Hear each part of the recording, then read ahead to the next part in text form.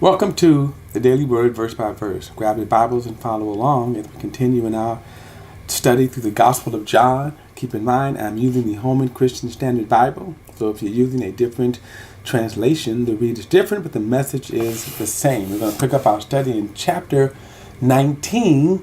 And of course, Jesus has been arrested. And he has been through his first hearing to this kangaroo court at Caiaphas' palace, where they fabricate the charges against him. Then they bring him to Pilate, and Pilate immediately says there is no basis for charging this man. But the Jews are forcing Pilate to as a political maneuver, to issue a death sentence against Jesus. And Pilate really doesn't want to do that, but he's being forced. Now, again, Pilate realizes, that this is a sham. So he's trying to free Jesus. Now, there's a couple of things here. The Roman government had a very high esteem of citizens' right. If you were a citizen, you had rights. Now, some of the Jews would have dual citizenships. For example, the Apostle Paul, he was an Israelite, but he also was a Roman citizen. Now, Jesus didn't have dual citizenship. In other words, he wasn't classified as a Roman citizen. So therefore, he wasn't necessarily entitled to those rights. Now, had he been a Roman citizen, this trial never would have gotten this far. Now, on the other hand, he just couldn't go and, execute innocent people. But at the same time, Pilate is in a political situation. He's in trouble with Rome. And so he really doesn't want to have an uprising. He can't afford that. And one of the tasks for the governors who reigned over the Israel and Judea region was keep the people under control. The Israelites were trouble. And so Pilate didn't need that. And that's partially why he's going back and forth. His first answer was, remember, just take him and judge him according to your law. And then they said, well, we can't put him to death. So, verse 1 says, then Pilate took Jesus and had him flogged. The soldiers also twisted together a crown of thorns and put it on his head and threw a purple robe around him. And they repeatedly came up to him and said, "Hail, King of the Jews," and were slapping his face. So this is, you see this kind of a abuse, right? They had, and they had every right to do so. There was no appeal. You couldn't say these guys abusing me. And actually, the situation was even more worse than John is even the details that he's not giving us.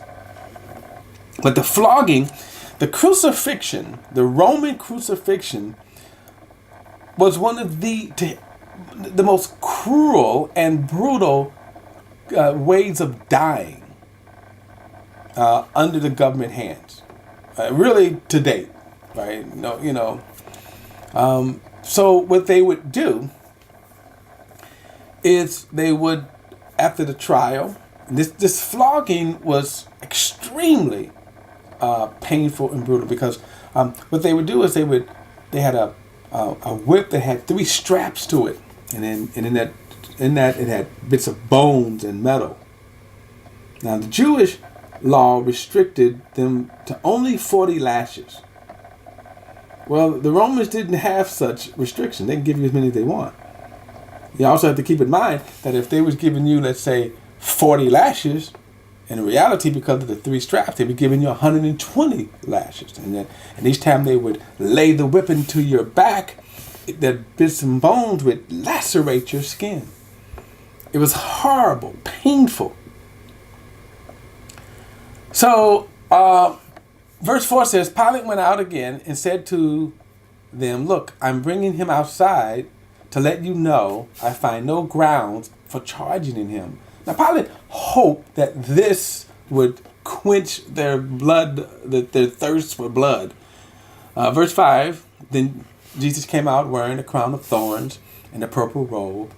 And Pilate said to him, here is the man. And when the chief priests and the temple police saw him, they shouted, crucify, crucify. Pilate responded, take him and crucify him yourself, for I find no grounds for charging him. Now, isn't that interesting right here? I find no grounds for charging him, but crucify him. Verse 7, we have a law, the Jews replied, and according to that law he must die because he made himself the Son of God. And when Pilate heard this statement, he was more afraid than ever. So that knowledge for some reason grips Pilate. Verse 9, he went back into the headquarters and asked Jesus, where are you from? But Jesus didn't give an answer. So Pilate said to him, you're not talking to me? Don't you know that I have authority to release you and have the authority to crucify you? Verse 11, you would have no authority over me at all, Jesus answered him, if it had not been given to you from above. This is why the one who handed me over to you has the greater sin, meaning the Jews.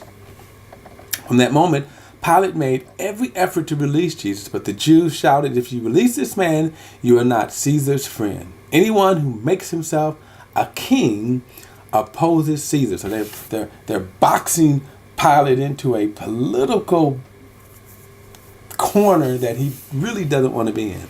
Verse 13. When Pilate heard these words, he brought Jesus outside and sat down in the judgment bench in the place called the stone pavement. But in the Hebrew Golgotha, it was the preparation day for the Passover, and it was about 6 a.m. Then he told the Jews, here is your king. But they shouted, take him away, crucify him.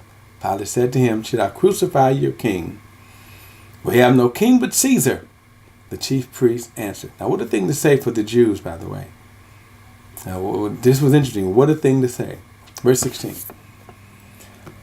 So then, because of them, he handed him over to be crucified. Therefore, they took him away. Verse 17, carrying his own cross, he went out to what is called the skull place, which is in Hebrew called Golgotha.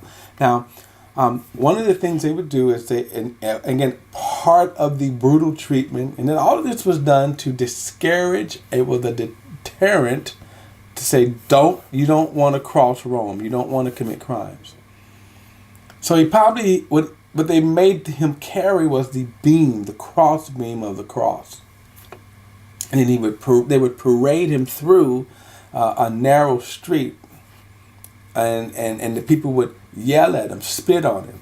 Some people would take pot shots at him, hit him. Some people would pluck out his beard. Verse 18. There they crucified him and 2 others with him, one on either side, with Jesus in the middle. Pilate also signed a letter and put it on the cross. The inscription was, Jesus the Nazarene, the King of the Jews.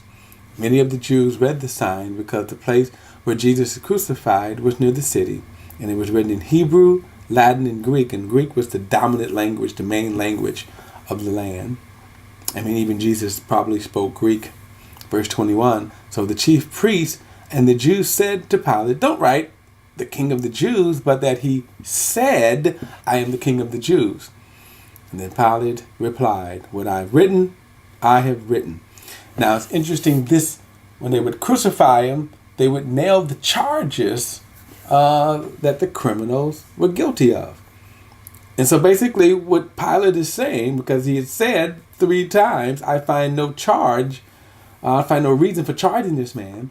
So his only crime, what his charge is, he's the King of the Jews. That's what he's being crucified for, that he is King of the Jews. What a statement here.